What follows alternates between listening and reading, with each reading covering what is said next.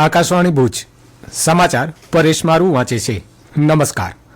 ભારતીય અંતરિક્ષ સંશોધન સંસ્થા ઇસરોએ આજે આંધ્રપ્રદેશના શ્રીહરિકોટા સ્થિત સતીશ ધવન અંતરિક્ષ કેન્દ્રથી તેના સૌથી શક્તિશાળી રોકેટ LVM-3M6 દ્વારા અમેરિકી સંચાર ઉપગ્રહ બ્લુબર્ડ બ્લોક 2નું સફળ પ્રક્ષેપણ કર્યું છે। સવારે 8:55 થયેલા આ પ્રક્ષેપણના 15 મિનિટ બાદ ઉપગ્રહને તેની નિર્ધારિત કક્ષામાં સ્થાપિત કરવામાં આવ્યો હતો। ઇસરોના અધ્યક્ષ વી નારાયણને આ સફળતાને બિરદાવતા જણાવ્યું કે આ ભારતની ધરતી પરથી લોન્ચ કરવામાં આવેલો અત્યાર સુધીનો સૌથી ભારે ઉપગ્રહ છે।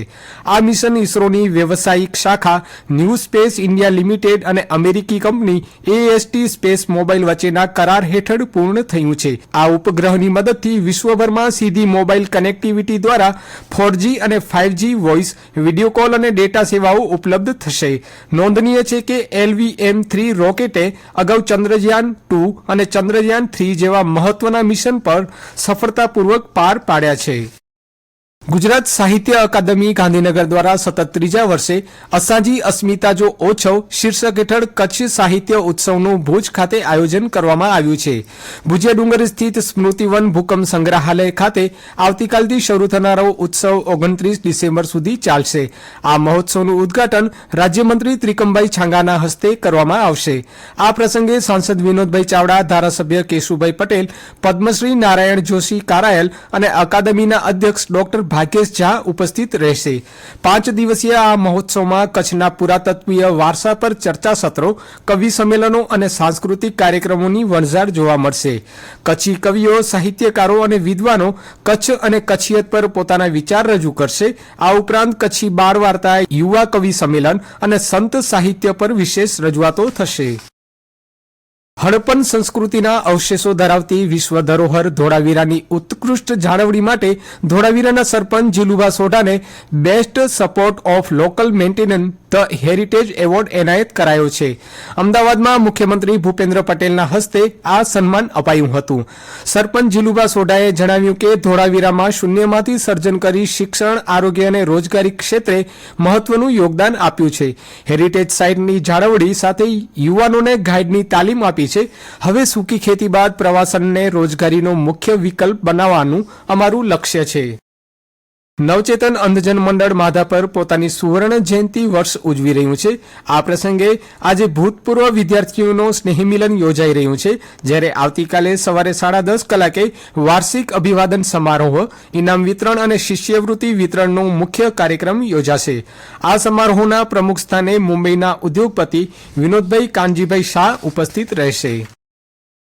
કચ્છમાં આજે સવારે 10:49 3ની તીવ્રતાનો ભૂકંપનો આંચકો અનુભવાયો હતો।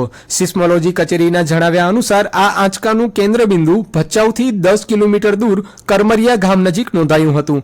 નોંધનીય છે કે કચ્છમાં છેલ્લા 11 દિવસમાં આ બીજી વખત ધરાધ્રુજી છે। અગાઉ 13મી ડિસેમ્બરે માંડવીના ગઢશીશા પાસે 3.9ની તીવ્રતાનો આંચકો આવ્યો હતો। જિલ્લામાં આજે વિવિધ વિસ્તારોમાં વહેલી સવારે ધુમ્મસ છવાયું હતું, સાથે પવનની ઝડપમાં વધારો થતા ઠંડીનો પ્રભાવ વધ્યો હતો। આજે નલિયા 12 ડિગ્રી લઘુત્તમ તાપમાન સાથે રાજ્યનું સૌથી ઠંડુ મથક બન્યું હતું, જ્યારે ભુજનું 14 ડિગ્રી અને કંડલાનું 17.5 ડિગ્રી લઘુત્તમ તાપમાન નોંધાયું હતું। ડિસેમ્બર માસ પૂર્ણતાને આરે પહોંચ્યું છે, પરંતુ કચ્છમાં હજુ કાતિલ ઠંડી પડી નથી। હવામાન વિભાગે ઉત્તર ભારતમાં થયેલા હિમવર્ષાને પગલે કચ્છમાં ઠંડીનું જોર વધવાની આગાહી કરી છે। નખત્રાણા પ્રાંત કચેરી ખાતે નાયબ કલેક્ટર ઉત્કર્ષ ઉજ્જવલના અધ્યક્ષસ્થાને તાલુકા સ્વાગત ફરિયાદ નિવારણ કાર્યક્રમ યોજાયો હતો। આ બેઠકમાં અરજદારોએ સ્થાનિક વહીવટી પ્રશ્નો અંગે રજૂઆત કરી હતી।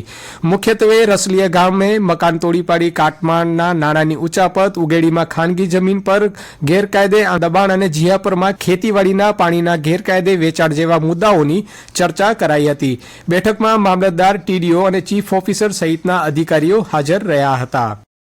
ભુજના શરદબાગ ખાતે આગામી 27 અને 28 ડિસેમ્બરના રોજ 2 દિવસીય અસાજો ફિલ્મ ફેસ્ટિવલ યોજાશે.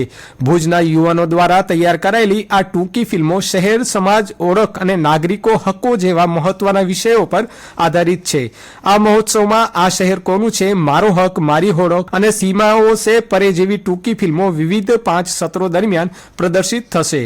હુન્નરશાળા ફાઉન્ડેશન, આભત અને હોમ્સ ઇન ધ સિટી અને કચ્છ યુવા નવનિર્માણ સમાજ જેવી સંસ્થાઓ ના સહયોગથી આ આયોજન કરાયું છે.